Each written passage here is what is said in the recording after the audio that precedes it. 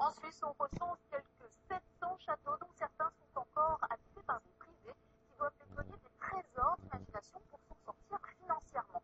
C'est le cas du château du Châtelard, au-dessus de Montreux. Il y a 3 ans, ce château était encore menacé, et depuis, les Châtelains en ont fait un centre d'affaires qui héberge de nombreuses entreprises et des locataires. Aujourd'hui, le baron aimerait même gagner encore en indépendance. Il veut battre sa propre monnaie. Christophe Giraud nous sert de guide dans ce qui sera peut-être un jour, qui sait, le prochain paradis fiscal de Suisse romande.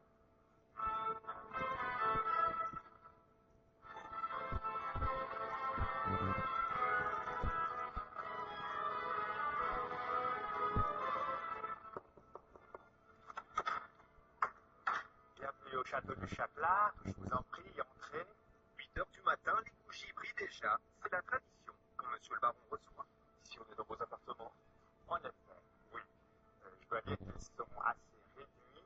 Nous sommes gâtés, c'est vrai, mais réduits dans le sens où tout cet étage où j'habite est partagé.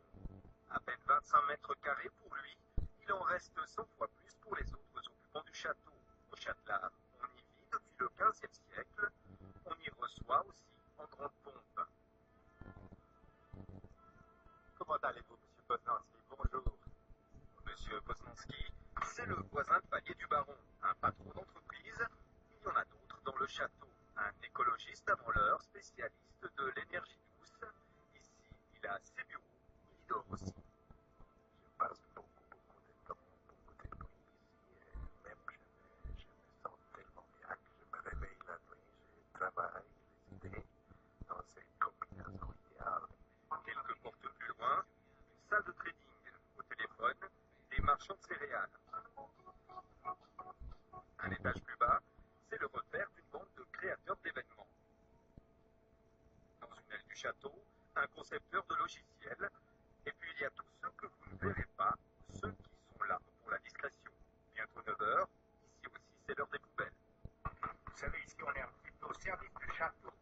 Donc des résidents et de toutes les personnes qui ont fait le choix de s'établir ici.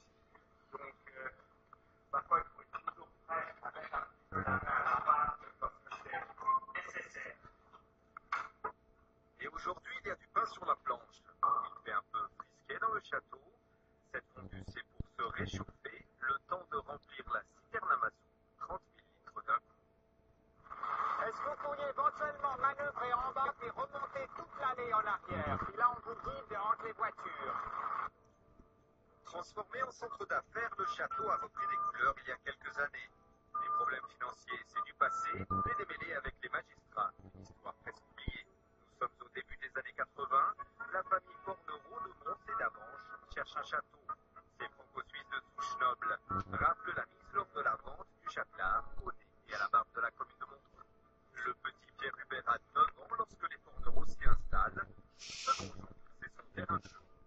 Il est surpris à essayer de tuer des oiseaux avec une catapulte très très dangereuse, professionnelle, et je l'avais confisquée.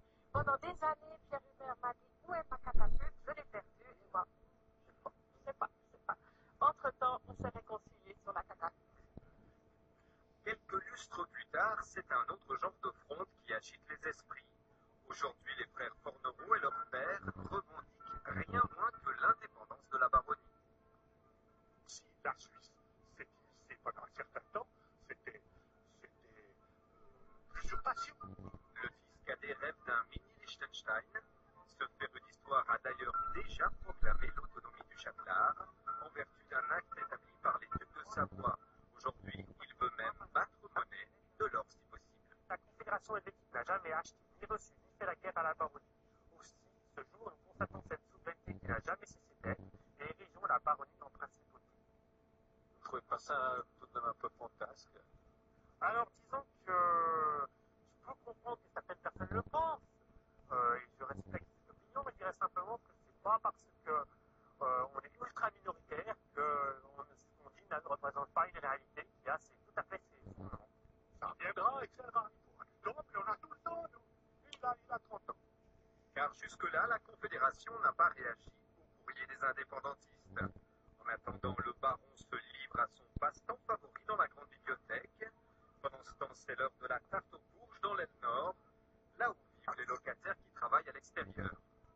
Bien évidemment, on a besoin d'y habiter à plusieurs, et c'est ce qui fait le charme aussi de rentrer le soir du travail et de voir des gens différents, de partager des choses, de faire la fête, de manger, parfois de se disputer aussi, parce que tout n'est, dans cette vie de château, tout n'est pas rose. Petite querelle, ou alors